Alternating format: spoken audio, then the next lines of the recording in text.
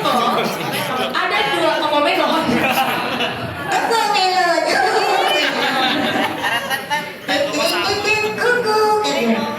Jadi pada awalnya Mas Koko, pada awalnya tuh keluarga saya juga tidak terima saya seperti ini. Karena menurut mereka ini bikin malu gitu kan. Tapi setelah disampaikan kelebihan, kemudian apa yang kita berhadapan dengan anak bahwa kreatif itu mendekati ke arah gitu kan. Itu kan harus mendekati ke arah gitu, out of the box. Maka saya mendobrak tentang percaya diri itu. Ada dua faktor yang bikin kita nggak percaya diri. Faktor pola asuh orang tua dan faktor jam terbang. Oke, kalau Mas Koko merasa hari ini dan teman-teman tidak sepede ini, yang pertama pola asuh orang tua kita maafkan dulu. Kalau memang pola asuhnya membuat kita tidak percaya diri. Pola asuh seperti apa Kak Eni yang bikin kita nggak percaya diri? Satu, instruksional. Disuruh A, disuruh B, disuruh C, disuruh D. Jadi tidak ada kesempatan untuk kita mau berpikir melakukan apa. Instruksional. Yang kedua, pola asuh jangan atau larangan. Oh Jule, engkau tidak boleh. Nah, oh Jule, nanti itu. Itulah kenapa sekarang Kak ingin mengajak bahwa apa yang mereka ingin lakukan kita hanya cukup tahu ilmunya. Setelah itu kita berikan pemahaman. Kalau sudah terbentuk pola asuhnya, gitu ya Mas Koko. Ada dua, ada pilihannya yang kedua. Perbanyak jam terbang. Kak ini gimana mau perbanyak jam terbang? Saya udah kena mental duluan. Itu tantangannya. Jadi begitu kena mental, lebay mas, lebay. Cerita napas itu lebay mas. Iya lagi. Itu mungkin pertama kita merasa mas lebay ya. Lihat dulu, dia usia berapa? Biasanya ngomong itu tuh adalah usia remaja. Di atas kelas 5 SD, 6 semuanya. Kita bisa dapat dua indikator dari situ. Kalau kalian ini mengambil hikmahnya ya. Indikator pertama, kita punya tantangan nih untuk bagaimana membuat anak-anak itu senang dengan kita. Tantangan yang kedua, kita jadi tahu kalau dia tidak bahagia di rumah. Oke? Jadi anak yang suka membuli, anak yang suka membuat orang lain tidak pede, sakit hati dan lain sebagainya, bahwa di rumahnya dia tidak punya kebebasan untuk berekspresi. Karena kalau itu semua cukup di rumah, dia tidak akan bikin mental Mas lelah. Mas Koko lelah. Gitu ya Mas Koko? Jadi saran Kak ini, perbanyak jam terbang. Tangkasan pertama, wih, kan 300 kali. Nah, naikkan levelnya pada saat jam terbang kedua. Gue pasti dibilang lebay lagi nih. Siapkan jawabannya. Emang Mas lebay ya? Ya ampun, emang lebay ya? Terus gimana supaya Mas gak kelihatan lebay tapi Mas mau nyampein cerita nih? Nah kayak itu butuh jam terbang dan literasi tingkat tinggi.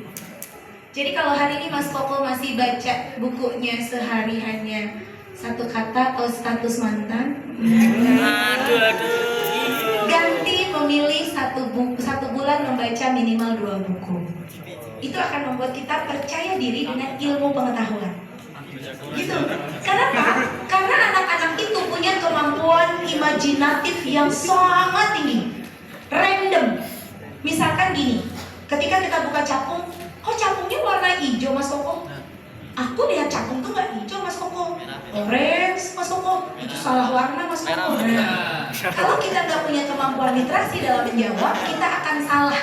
Nah, kalau jawabannya belum kita tahu, jangan menjawab. Nah, kita cari tahu sama-sama ya. Kakak cari tahu ke mama dan papa, Mas Koko cari tahu di internet atau di buku.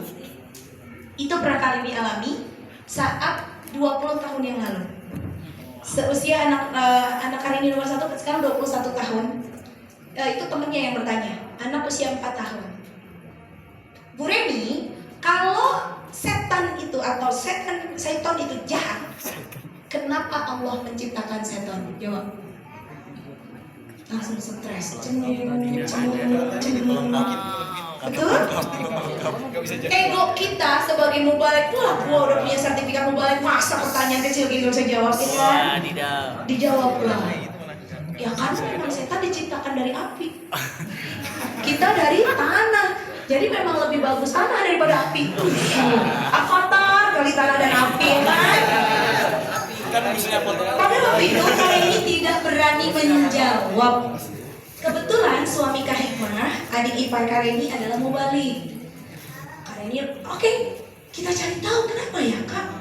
Kareni juga bertanya ya, kenapa kalau emang setan itu jahat, Allah menciptakan setan. Boleh Kareni diberikan waktu untuk mencari jawabannya, dan kakak juga mencari jawaban ke ayah dan bunda. Pulang tuh bunda, itu saya langsung menghadap ke adiknya, ke adik saya, ke suaminya. Coba ayat mana yang menerangkan tentang setan, terus kenapa setan diciptakan Allah, terus kenapa setan segala macam tuh. Dasar mubalik ya. Mubalik itu kan saya selalu bilang, selulus apapun, serendah apapun pendidikannya, saya selalu yakin mubalik itu cerdas. Makanya cari mubalik. Masya Allah. Saya wakili, tenang. Masya Allah. Jadi Medika. Terus jawabannya, saya dibukakan ayat surat Al-Baqarah yang tentang setan yang diminta sujud ke Adam itu loh. Dirunut dari pertama sampai akhir. Terus akhirnya kita menyimpulkan pakai bahasa sederhana. Dan begitu ketemu gini, Bu Reni, aku sudah tahu jawabannya. Bu Reni juga sudah tahu jawabannya. Yuk kita bahas sama teman-teman. Jadi bukan bahas berdua, bahas sama teman-teman lewat metode cerita. Jadi ternyata teman-teman, Allah menciptakan syaitan sebetulnya semua ditempatkan di dalam surga. Tetapi karena syaitan tidak mau sujud kepada Adam, Allah marah dan menurunkan ke dunia. Nah itu, dalil itu yang diambil mas. Dan itu kan butuh pememasan cerita kan? Bukan hadasan aku toibah. Itu bukan ya kan? Udah itu udah, masalah itu udah pergi tuh anaknya. Ingat, anak-anak cuma punya split waktu itu 2 menit. Jadi bagaimana 2 menit itu bisa sampai kisah yang tadi sederhana itu sampai di mereka. Oh jadi setan tuh dulu di surga ya Bunda Reni? Iya. Oh karena jahat jadi diturunkan ke dunia dan janjinya menggoda manusia. Betul.